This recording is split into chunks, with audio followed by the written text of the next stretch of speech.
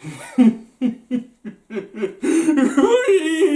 enfin, un moment tant attendu, et c'était glorieux, glorieux, ah. Ça fait presque complètement négligé les problèmes que j'ai avec cet épisode, parce que j'ai quand même quelques légers soucis avec cet épisode qui rend ça chouïa délicat de considérer ça comme étant un épisode vraiment réussi qui mérite un pouce levé. Je sais pas, je verrai. Ça mérite réflexion encore, mais punaise, la grande consécration de cet épisode, c'était quand même... ouah. Tellement satisfaisant, tellement satisfaisant. Enfin bref, dans cet épisode, ce sera surtout une compétition pour savoir qui de Geoffrey ou de Ramsay est le plus trouduc du lot. Hein. Il y a de la bonne compète là, je veux dire, c'est quand même un niveau assez élevé. Et il y a quand même Stannis et son groupe qui essayent de montrer que ce sont aussi des connards dans leur coin. Oui, on va suivre. Il y a des groupes de connards qui font leurs connards en fait dans cet épisode. Et... c'est pas pour dire une seule seconde que c'est mauvais, mais bon, ça appuie bien un petit peu les personnages qui restent, la majorité des personnages qui restent. Il reste surtout des connards en fait. Hein, bon, on se centre surtout sur les plus connards du lot, mais bon, on en parle tout de suite. On va parler des deux petits morceaux les plus courts autour d'une part de Stannis. On va parler de Stannis pour commencer, qui donc en train de faire brûler des anciens proches de lui au bûcher parce que ils suivent pas le maître de la lumière, ils croient encore aux anciens dieux et c'est pas bien. Ouah. Encore, il en est encore là, punaise, après tout ce qui s'est passé. Je veux dire, il a une armée à reconstruire et après tout ce qui s'est fait, il en est encore à ce stade, il existe encore des gars. Oh, j'arrive pas à les convaincre, je les mets au bûcher. Je pensais que c'était passé ça, je pensais qu'il avait plus ou moins rameuté tout le monde dans son pays et puis voilà quoi. Non, non, non, on continue, ok, comme tu veux, comme tu veux. C'est histoire d'appuyer une fois de plus que on a beau montrer que le maître de la lumière semble avoir des plans un peu divins, etc. Et c'est quand même un sale connard qui accepte pas qu'on croit autre chose que lui. Et ouais, Mélisandre qui hésite pas à le faire cramer. La femme de Stannis qui réapparaît pour montrer qu'elle est toujours aussi starbée. Genre, le maître de la lumière, le maître de la lumière. Et qui dit que notre fille a un problème, il faut la corriger un petit peu parce que elle croit pas au maître de la lumière. Alors le maître de la lumière est tout, le maître de la lumière. Mélissandre devrait peut-être aller lui parler. Et ouais, elle lui parle rapidement. Ah, donc la fille de Stannis et l'autre, là, qui est toujours aussi défigurée, hein, ça n'a pas changé, ça. Et elle essaye de faire un petit lien. Tu sais, toi et moi, on se ressemblait un petit peu. Hein, j'étais un peu comme toi quand j'étais jeune, sauf que je n'étais pas une princesse. Et j'avais pas le visage défiguré. Mais sinon, elle était pareil. C'est de petits détails, des différences, mais sinon, c'était pareil. Et tout ça pour essayer de lui faire un petit peu la leçon sur le maître de la lumière. Comme quoi, il n'existe pas 50 000 dieux, il existe seulement deux dieux. Le maître de la lumière et le maître des ténèbres, qui fait tous les trucs mauvais, etc. Donc, je sais pas, est-ce qu'il y a un conflit entre ce maître-là et est-ce qu'on veut mettre en place le fait que les marcheurs blancs suivent le maître des ténèbres, en fait c'est pour ça qu'elle se lance en conflit avec eux. Sachant qu'au passage, ouais, j'imagine qu'ils se préparent un petit peu pour le grand conflit avec les marcheurs blancs. Ils n'ont pas assez d'armée ou un truc comme ça, donc c'est pour ça qu'ils réfléchissent pas plus, apparemment. Voilà, c'est un petit peu bizarre. Et honnêtement, ce passage-là, je vois... Ça appuie un petit peu plus l'état d'esprit du coin, mais je vois pas un grand intérêt dans le grand ordre des choses. On aurait pu se passer de cette scène. C'est juste pour appuyer davantage que, bon, en fait, le maître de la lumière s'est introduit, c'est faire une piqûre de rappel. Vous savez, puisque ça fait plusieurs épisodes qu'on n'a pas vu le maître de la lumière faire son connard fini, hein, entre guillemets, ben oui, là on le montre, hein, enfin les partisans, hein, une de ses partisans se comporte comme ça. Ok, ok, ok. Très bien. Voilà, ben, c'est appuyé, je le savais un petit peu, je m'en souvenais, mais merci de me le rappeler. Voilà. D'ailleurs, ça me fait faire une petite transition par rapport au petit segment sur Bran qu'on va voir aussi, où on le voit au départ transformé en loup en train de chasser et de prendre un petit peu son pied à ça, jusqu'à ce qu'il se fasse réveiller par les autres, qui lui disent oui, il faut pas que vous vous entriez trop dans la peau de votre loup, sinon vous perdriez la notion de réalité et vous deviendriez trop sauvage, vous oublierez votre vous de départ. Donc il y a une espèce de dépendance qui se crée par rapport à cette fonction de warg, et c'est un petit peu normal de la part de Bran parce que dans son corps humain, il est toujours estropié, hein, il peut toujours pas marcher, donc c'est compréhensible. J'espère qu'ils vont davantage exploiter ça, développer ce côté très dépendant de Bran par rapport à son nouveau statut, comme quoi je peux maintenant contrôler des animaux et différentes autres choses apparemment. J'espère qu'on le fera. Enfin bref quoi, ils avancent plus au nord, donc outre-mur normalement, hein, avec la neige et tout qui commence à se faire épaisse, et ils arrivent donc à un de ces arbres dont j'ai oublié le nom, qu'on voit depuis le début des anciens dieux, où il a une espèce de vision qui lui indique où aller. Donc il y a des tonnes de flashs qui viennent de souvenirs passés, de trucs futurs à venir, semble-t-il. Et au bout d'un moment, il lui dit: ah, tu dois te rendre plus au nord et chercher sous l'arbre pour me trouver, moi. Moi qui, je ne sais pas. Alors, un truc que j'espère vraiment qu'ils feront dans cette série au bout d'un moment, c'est qu'ils clarifieront comment fonctionnent ces divinités. Parce que voilà, il y a Mélisandre qui clame qu'il n'y a que deux dieux, un dieu bon et un dieu mauvais, et puis il y a ces anciens dieux qui ont quand même l'air de s'y connaître, quoi. Hein. Ils ont l'air d'avoir des pouvoirs eux-mêmes, puisqu'ils donnent cette capacité de transformation. Donc, j'espère qu'on mettra en avant comment marche ce concept de divinité, et pas qu'on restera cryptique histoire de dire oh c'est mystique, c'est pas grave si vous comprenez pas, parce que je trouve que ce serait un échappatoire facile. J'espère que vous donnerez une clarification assez nette de comment ça fonctionne, qui est avec qui est contre qui, comment fonctionne ci et ça, pas dans les détails, nous sommes d'accord, hein. Je demande pas non plus à ce qu'on fasse un exposé d'une heure sur comment ça fonctionne, mais j'espère vraiment que on clarifiera ça. Voilà, j'ai un peu peur que ça le fasse pas, sur le coup. Une petite appréhension par rapport à ça. En tout cas, ouais, ça continue un petit peu l'histoire de Bran, et on va surtout suivre donc Ramsay et très majoritairement Port-Réal. Commence avec Ramsay, et qui commence l'épisode avec une petite chasse à la fille, chasse à court à la fille. Pourquoi? Parce qu'elle était plus belle que, je sais pas, sa sœur, ou un truc comme ça, c'est une autre fille qui l'accompagne, j'ai pas souvenir de l'avoir vue avant, et donc elle a fait de l'ombre à l'autre en dépit du fait qu'elle les servait bien parce qu'elle était trop jolie, et donc à cause de ça ils ont décidé de faire cette espèce de chasse à court pour la pister, et elle se fait à la fin tirer une flèche dans la jambe et défigurer, alors que Theon alias Schling maintenant les suit en étant leur bon petit toutou.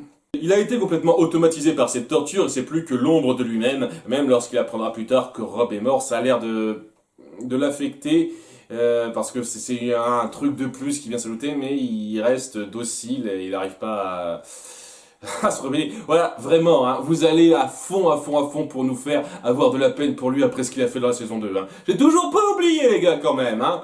J'ai un peu de peine pour lui, mais j'ai toujours pas oublié ce qu'il a fait, les gars. Hein. Oui, d'ailleurs, ouais, c'est un pattern qu'on voit beaucoup dans cette série, c'est-à-dire que qu'on veut montrer des personnages qui font des actes horribles au départ et leur donner un arc où on les rend plus sympathiques. C'est le cas avec Jaime. Jaime, au départ, c'est un sale trou-duc, hein, nous sommes d'accord. Et pourtant, on essaye de lui donner quelque chose de plus sérieux, où on essaye de le rendre plus sympathique. Là, c'est pareil pour Theon, mais là, ça va vraiment dans des extrêmes, quoi, quand même. Hein. Bon, on verra un petit peu ce que ça donne. Mais bref, quoi, il y a Bolton qui revient, et qui voit que son fils son fils bâtard, a un petit peu foutu la merde, alors qu'il voulait avoir une approche un petit peu plus diplomatique. Par exemple, lorsqu'il a capturé Theon, il voulait pas qu'il le torture, hein. Il voulait qu'il soit en bonne santé pour pouvoir faire un échange, pour pouvoir marchander avec les Greyjoy. Et ben non, ça va plus trop marcher, hein, puisqu'il l'a torturé, et maintenant, ça marche plus trop. Par contre, là, je suis content qu'ils aient répondu là-dessus parce que j'avais peur que ce soit pas exploité. Ouais, maintenant, Theon leur dit bien que les fils Stark, Bran et son petit frère sont en vie, et donc maintenant leur priorité numéro 1 pour conquérir un petit peu le Nord, ça va être en plus de contrer les Greyjoy, de retrouver la trace des fils Stark en cherchant notamment du côté de Château Noir où se trouverait Jon Snow, puisque c'est leur dernier frère, leur dernier grand lien qui existe à leur connaissance. Donc ça peut promettre pas mal de choses. Et étant donné que on veut faire en sorte que Ramsay se charge un peu de la chose. C'est pas impossible que Theon recroise au bout d'un moment Jon Snow et qu'il y ait quelque chose entre eux. Je serais vraiment pas contre qu'on fasse ça. Parce que ouais, on a mis en place le fait que Yara a de l'affection pour son frère et qu'elle veut le sauver, mais honnêtement, ça a été montré très rapidement. Il y a un passé beaucoup plus fort, j'ai trouvé, en tout cas, qui a été instauré entre la famille Stark et Theon, et avec tout ce qui est tombé en Stark maintenant, je trouve qu'il pourrait se retrouver et qu'il pourrait y avoir quelque chose entre eux par rapport à ce qui s'est passé. Hein, dans ces retrouvailles. Ce serait pas mal de faire quelque chose entre Theon et Jon Snow. C'est pas impossible que ça aille nulle part, peut-être que c'est moi qui me fais des idées, si ça se trouve ça ira nulle part, mais bon. Enfin bref, tout ce que ça fait, c'est appuyer à quel point c'est un gros connard sadique, Ramsay, comme quoi il essaye vraiment de se faire bien voir de son père, en dépit du fait que c'est un bâtard, et il manque pas d'audace pour ne dire que ça. Et on voit à quel point il traite Theon comme un chien, et apparemment tout le monde qui lui est inférieur selon lui. Et une fois de plus, je suis un peu surpris que tous ces soldats le suivent comme ça, mais bon... Ok, très bien. Les soldats suivent n'importe qui aveuglément du moment qu'ils sont dans leur camp, j'imagine. Enfin bon, le plus gros morceau, ce sera autour de Port-Réal, où il va se passer quelque chose d'assez important, puisque c'est les noces de Joffrey et de Marjorie. Ils ont mis longtemps pour les mettre en place, ces noces, alors que celles de Sansa et de Tyrion, ça s'est fait assez rapidement. Et c'est logique pour moi, parce que les noces de Sansa et Tyrion, c'était pas quelque chose qu'on voulait prendre grandement au sérieux, c'était pas une grande célébration pour le royaume, c'était vraiment pour asseoir quelque chose et on se foutait un peu royalement de ce que ça signifiait pour les gens, etc. quoi. C'est vraiment pour forger une alliance et puis merde. On voulait pas vraiment donner une grande impression pour ça. Par contre, Geoffrey et Marjorie, il faut donner une grande impression. Et apparemment, c'est pareil pour Loras et Cersei, c'est pour ça qu'ils y attendent un petit peu. Même si je sens avec ce qui s'est passé que ça se fera pas. D'ailleurs, bon, je me doutais bien que ça se ferait pas. Vu comme elle le prenait, Cersei, je me doutais que ça se ferait pas. En tout cas, pour commencer, il y a Tyrion qui a vendu fait que Cersei a eu vent du fait qu'il voyait un petit peu Shae en cachette. Donc, il décide enfin de réagir en lui donnant l'ordre de partir. Dire oui, il y a Varys qui vient le voir rapidement en disant oui, elle représente de plus en plus un danger et je vais pas mentir pour elle parce que j'ai pas autant de pouvoir que vous le croyez, quoi, face à la royauté, etc. Donc, si votre sœur et votre père veulent s'en prendre à elle, eh ben, je mouillerai pas trop quand même, faut pas exagérer, Je veux bien vous aider un petit peu, mais pas à ce point-là. Et donc, il se dit, merde, il faut qu'elle se barre. Et donc, il la force à partir en lui disant, tiens, tu partiras, tu seras bien logé, tu auras une maison qui t'accueillera, etc. Mais tu peux plus rester là. Il essaye aussi de jouer la vieille carte du, en fait, tu représentes rien pour moi. T'étais juste une autre pute avec qui je prenais plaisir à passer du temps. Voilà, maintenant il faut que tu te bats parce que maintenant j'ai une femme et ça ira pas. Voilà. Il essaye de la jouer, en fait, je t'aime pas, il y a rien de grand entre nous, alors que si, en fait, et ça lui brise le cœur. Et j'ai le sentiment qu'elle aussi, elle le comprend, mais elle saisit qu'il est prêt à aller jusqu'au bout, il veut pas d'aller ici. Donc elle est super triste et apparemment elle se barre. Je mets l'accent sur le apparemment parce que dans les deux cas, c'est quelque chose qui m'embêtera, j'ai le sentiment. Voilà, si elle se barre maintenant, le personnage de Shae n'aura absolument apporté que dalle. Mais genre, que dalle. Alors peut-être que ça pourrait amener quelque chose dans de futures saisons lorsqu'elle reviendrait pour une raison ou une autre. C'est pas impossible, mais sur le coup, pendant plusieurs saisons de plus, je me dirais, mais punaise, à quoi elle aura servi cette fille? Si c'était juste pour faire ça. Genre, on est amoureux, il faut qu'on se mette en cachette, mais avant qu'on te trouve, tu dois te barrer. Donc en fin de compte, ce qu'on a fait, si on aurait pu ne pas le faire, ça aurait été pareil, quoi. Et ne me dites pas qu'elle a apporté grand chose au personnage de Sansa non plus, quoi. Elle n'avait pas particulièrement besoin que ce soit Shae qui soit sa confidente. Elle n'avait pas particulièrement besoin d'une grande confidente pour ce qu'elle lui a apporté, honnêtement. Surtout maintenant qu'il y a une espèce de complicité entre Sansa et Tyrion. Donc, ouais, ils sont un peu plus ou moins confidents l'un envers l'autre. avec ça, hein, sans être amoureux, sans être amant ou quoi que ce soit, nous sommes d'accord. Donc, ouais, ça aurait servi à rien. Donc, la seule possibilité, ce serait qu'elle réintervienne. Et ce serait sans doute pour des raisons un petit peu forcées, comme quoi ce serait elle qui interviendrait pour sauver Tyrion d'une façon ou d'une autre par rapport à ce qui va arriver à la fin. Et j'ai le sentiment que ça va pas être super bien amené. Mais voilà, dans tous les cas, j'ai toujours eu un problème avec Shae, et si c'est ça la fin du personnage, en tout cas pendant un temps, eh ben c'était du bruit pour rien, quoi. Hein. Du bruit pour rien, voilà ce que c'était Shae. Et ouais, on est censé être triste quand on les voit se séparer, lorsque Tyrion se force à dire que c'était juste une autre prostituée qu'il avait rencontrée et qu'elle signifiait pas grand chose pour lui. Mais honnêtement, je ressens rien, presque rien pour ce couple, parce que d'une part, on a instauré des couples plus intéressants que ça, qui étaient plus prenants en termes de personnalité et qui se mélangeaient, je trouve, ne serait-ce que Ygritte et Jon Snow, les premiers qui me viennent en tête, mais il y en a d'autres qui me viennent en tête qui sont plus intéressants. Et ouais, ça aurait sans doute plus marché si on avait instauré la façon dont ce couple s'est formé. Parce qu'honnêtement, je le redis, ça s'est fait en un épisode un peu rapide dans la saison 1, quoi. Un épisode et quelques. Et maintenant, c'est censé être le couple super assorti qui sont liés, liés à fond, etc. Et j'y crois tellement pas. J'y ai tellement pas cru dans la saison 1. Et ouais, ils ont quelques petits moments un petit peu jolis, mais ça a jamais grandement cimenté leur relation comme quelque chose de fort. Ce qui fait que ouais, cette espèce de rupture, ben... ça m'en a touché une sans faire bouger l'autre, quoi. Hein. Désolé pour les fans, hein. Moi, ça m'a vraiment pas fait d'effet.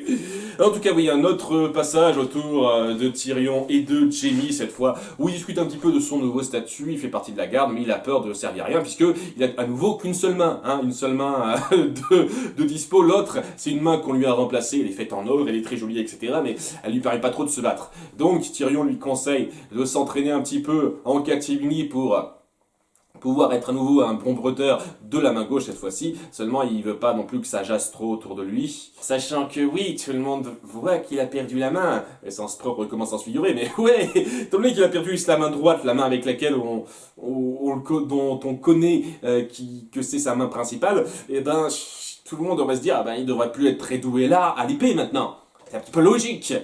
Donc il veut faire en sorte qu'on jase pas trop sur lui, mais tout le monde doit déjà jaser sur lui. Genre quoi, ce serait la goutte d'eau de savoir qu'il s'entraîne?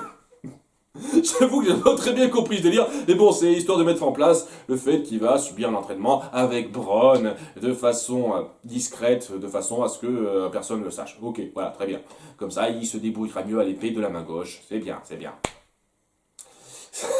C'est histoire d'appuyer ça. En tout cas, je me suis suffisamment étendu sur les à côté. On va passer au gros morceau, les noces de Joffrey et de Marjorie, et qui arrivent. Alors, un peu avant ces noces, on va avoir beaucoup de moments où il y a cette espèce de dualité entre Joffrey et Tyrion. On voit qu'ils se saquent pas, mais vraiment saquent pas. Et ouais, ce sera superbement appuyé pour le petit rebondissement de fin, puisque ouais, au début, pour l'avant-noce, il offre à Joffrey un livre sur les grands rois d'antan, histoire qu'il gagne en sagesse. Au début, il a l'air de le prendre sympathiquement, Geoffrey. Oui, c'est bien maintenant qu'on est en temps de paix et que la guerre est un petit peu dissipée, sachant que c'est pas trop le cas, mais bon, j'imagine que maintenant Stannis est un petit peu dans son coin et la guerre se passe au nord, donc on en a rien à foutre de cette guerre-là.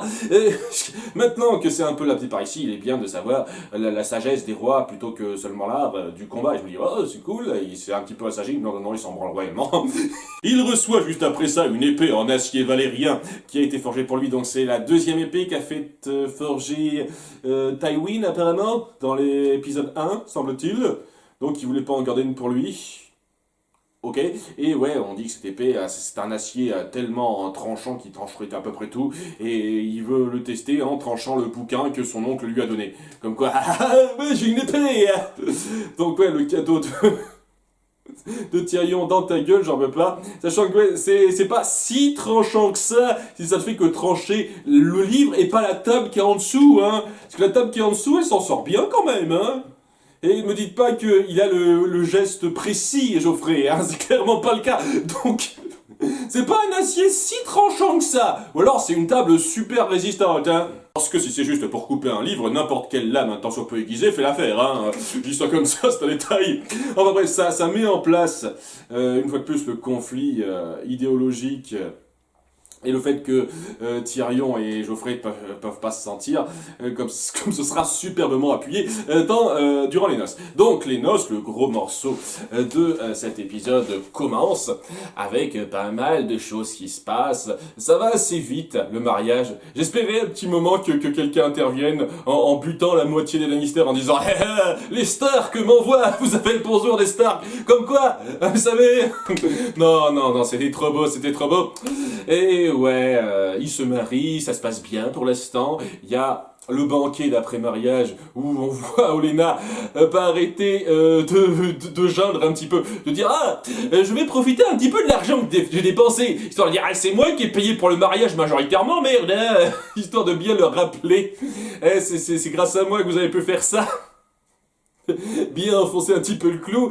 Et ouais, il y a pas mal de choses qui se passent en parallèle de différents groupes de personnages. Marjorie montre encore qu'elle agrippe un petit peu Joffrey. C'est vrai que ça manquait un peu ça, ces moments où elle tient un peu Joffrey en sachant le caresser dans le sens du poil. C'était bien montré au début de la saison 3 et ça a été complètement zappé par la suite. Là, c'est bien de le rappeler un petit peu rapidement en disant que suite à un conseil qu'elle a donné, c'est clairement elle qui a donné ce conseil, les restes du repas seront donnés aux pauvres et nécessiteux de la ville, histoire de faire passer ça pour un bon geste.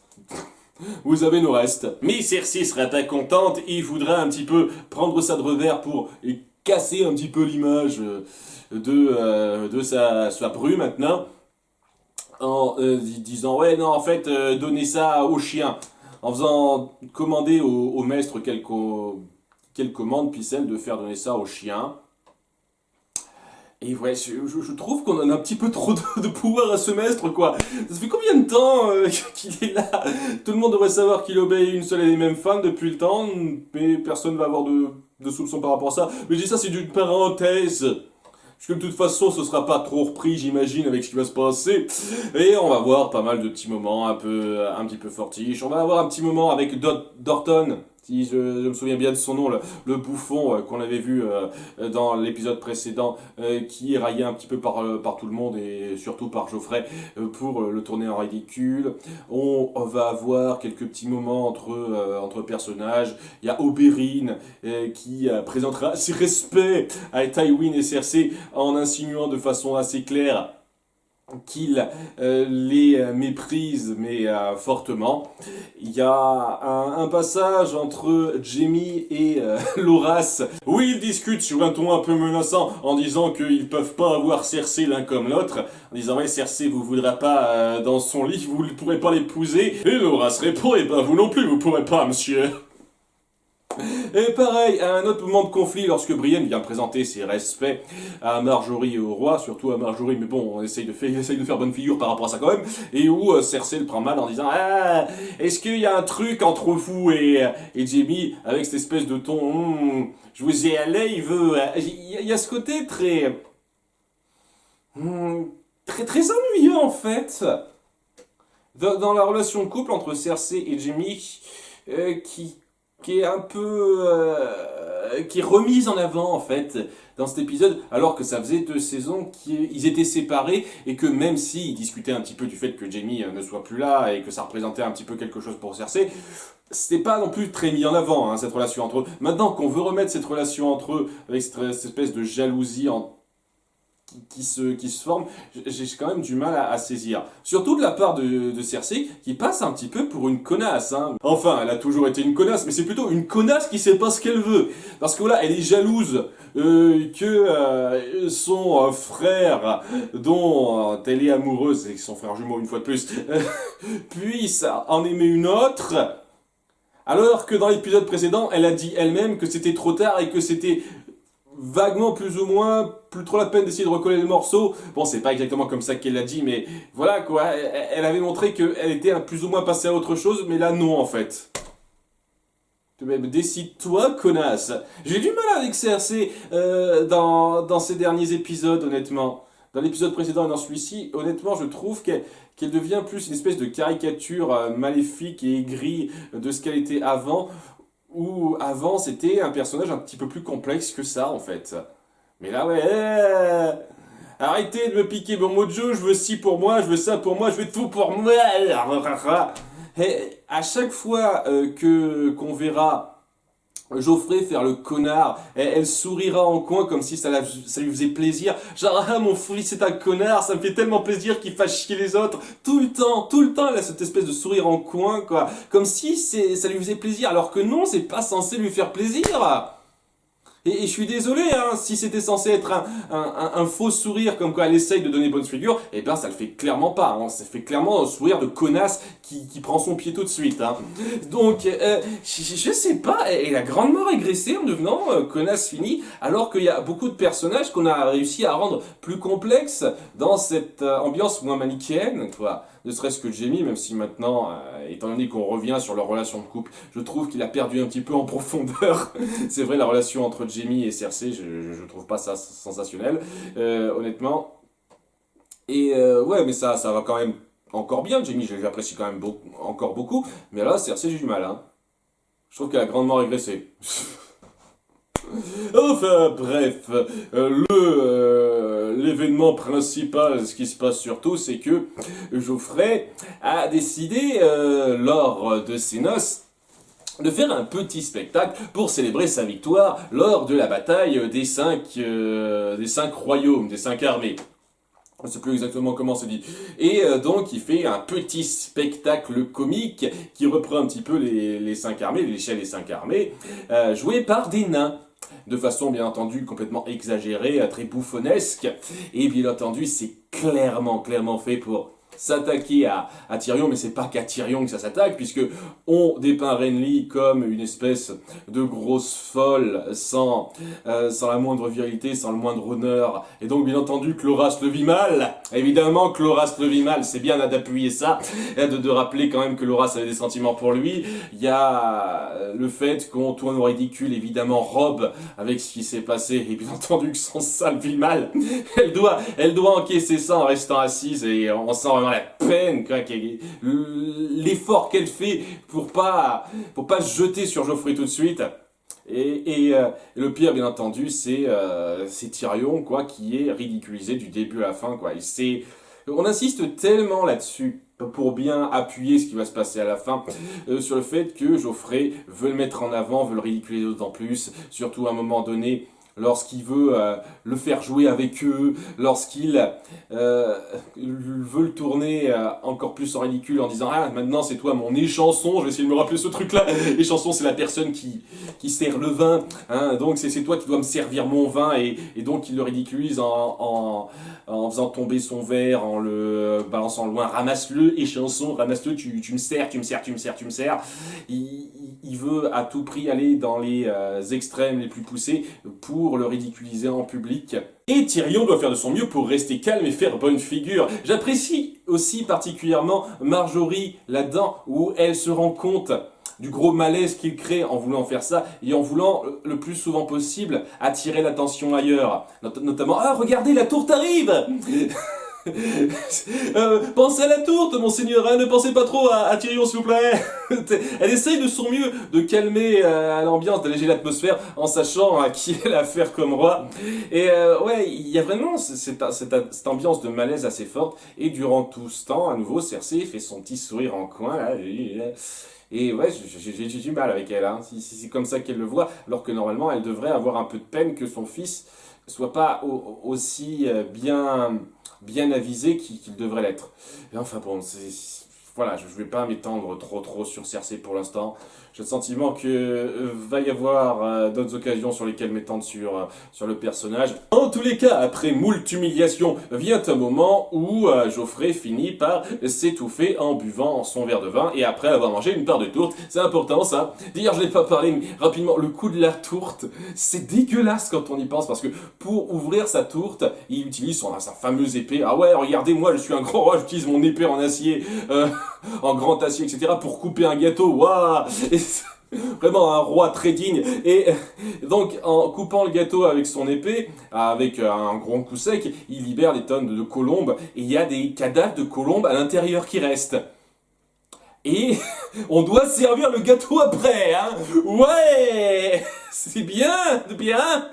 Ça devrait pas être trop mangeable. À sa place, je mangerai pas. Si ça se trouve, ce qui lui arrive juste après, parce que ce qui lui arrive juste après, c'est qu'il se fait empoisonner. Et je me dis, si ça se trouve, ça vient des colombes en fait, hein. Si ça se trouve, tu gères très mal la colombe et c'est ta faute, hein, si t'es mort, Geoffrey, hein. Je sais pas, juste ça comme ça. Mais bon, il commence à suffoquer et alors qu'il y a que sa mère et son père de sang qui essayent de l'aider, les autres se disent, oh, et puis ils vont pas aller plus loin parce que j'imagine qu'ils en ont rien à foutre de ce roi de merde. C'est un peu compréhensible. Et il finit par mourir empoisonné en ayant le visage qui change complètement de couleur. Et je pense que ça, j'hésite à le mettre en fond d'écran. Je vous le cache pas, hein, j'hésite à le mettre en fond d'écran ce petit moment-là. Parce que ça me donne très envie. Et avant de mourir, il pointe rapidement Tyrion. Et tout le monde se dit, non pas tout le monde se dit, il y a Cersei qui accuse Tyrion. C'est lui qui a tué mon fils, arrêtez-le. Voilà, elle le prend de la même façon qu'une mère le prendrait, j'imagine, en apprenant la mort de son enfant, accuser le premier qui vient. Et juste un truc par rapport à ça, j'espère que vous aurez la présence d'esprit de faire une petite enquête et de pas bêtement l'accuser en disant « Oh, c'est forcément lui et puis merde, quoi. » Parce que c'est clair et net que c'est pas lui. D'ailleurs, je sais même pas si c'est vraiment un mystère ou pas. Parce qu'à ce moment-là, on voit rapidement Thornton, le bouffon hein, dont j'ai parlé, et qui prévient Sansa que si elle veut partir, c'est maintenant ou jamais. Donc, il veut lui ouvrir une voie pour pouvoir s'enfuir de là, j'imagine. Est-ce que il la voit un petit peu comme une petite propriété qui pourrait se faire? Genre, ah, je vais aider cette fille et elle sera peut-être à moi. Est-ce que c'est comme ça qu'on verra la chose? J'espère pas, honnêtement. J'espère honnêtement que ça va pas être ce genre d'approche un peu trop salace de la part du personnage parce que ce serait vraiment dommage. Ça gâcherait totalement le moment fort entre lui et Sansa avant. Enfin bon, ça laisse quand même assez fortement supposer que ce serait Dorton qui a fait le coup. Quand même. Alors, en tous les cas, ouais, il y aurait quand même un peu d'enquête à faire parce que le roi est mort en buvant dans son verre, mais ça a mis du temps à se faire et honnêtement, son verre, il est passé entre les mains de plusieurs personnes. On sait même pas si ça vient de son verre ou de la tourte au passage. Et Tyrion s'est servi dans un pichet à vin, enfin Tyrion l'a servi dans un pichet à vin, qui était pas à lui, quoi. C'était celui devant Cersei et Tywin. Donc, c'est un peu... Il y a quand même beaucoup de choses à prendre en compte, quoi. Tyrion est pas le seul suspect possible. Et j'espère honnêtement qu'on va pas avoir à faire un royaume de crétins qui diront « Oh, c'est forcément Tyrion, mais petit pas, hein, ça serait chiant. Je trouverais ça chiant, honnêtement. Enfin, on verra. Peut-être, peut-être pas. Nous verrons. Mais c'était quand même très satisfaisant. Et ouais, c'est un plaisir de voir enfin Tyrion casser sa pipe. Ah, il l'a cherché celui-là et... il y avait quelque chose d'assez jouissif hein, quand c'est arrivé, je vous le cache pas. Hein. Ça me rappelle à l'hypothèse que j'avais faite à un moment donné, à la fin de la saison 1, il me semble, où je me disais qu'il y aurait peut-être un moment où il crèverait sans qu'on sache trop comment ni par qui, et que ça créerait un petit mystère, un espèce de meurtre à résoudre en se demandant mais qui parmi toutes les personnes qui rêveraient de le voir crever a fait le coup. Et j'espère qu'on fera ça, j'espère qu'on posera ça, vraiment. C'est tout ce que j'espère. J'espère que oui, Tyrion sera pas bêtement accusé sans qu'on aille plus loin. Et j'ai le sentiment que si c'est le cas, si on l'enferme et qu'on veut pas chercher plus loin, il y a des chances pour que ce soit là que Shae intervienne. En disant, ok, ah, t'as pas voulu de moi, mais je suis toujours là pour t'aider, de façon ultra forcée, dans une mise en scène qui le méritait pas, personnellement. J'espère que non, quoi, ça me fait craindre un petit peu pour ça, j'espère que ce sera pas ça. Parce que oui, que Cersei réagisse comme ça en accusant la première personne, c'est logique. Après, c'est sur le coup du moment. En tout cas, il y a du très bon développement autour de Port-Réal, surtout autour du meurtre de Geoffrey qui met le temps de s'instaurer. Oui, on met vraiment en place que c'est un connard dans cet épisode pour bien faire ressentir de la satisfaction de la fin. Et ouais, sur le fait que Ramsey était un connard aussi, ça a bien été mis en place. Hein. C'était efficace à ce niveau-là. Il y a des trucs un peu grossiers et des personnages qui régressent un petit peu, je trouve. Et je sais pas, peut-être que c'est ça qui fait que j'ai un petit peu de mal à qualifier ça de grand épisode. Il y a des trucs que je trouve géniaux là-dedans, des trucs que je trouve un peu moyens. Voilà, un peu moyens. Donc, je sais pas. Ça reste un très bon épisode grâce aux moments géniaux là-dedans, c'est évident. J'ai du mal à le qualifier d'un des plus grands épisodes de la série à cause des moments moyens. Enfin bon, c'est déjà de très bonne qualité, nous sommes d'accord. À bientôt pour l'épisode 3. Bye.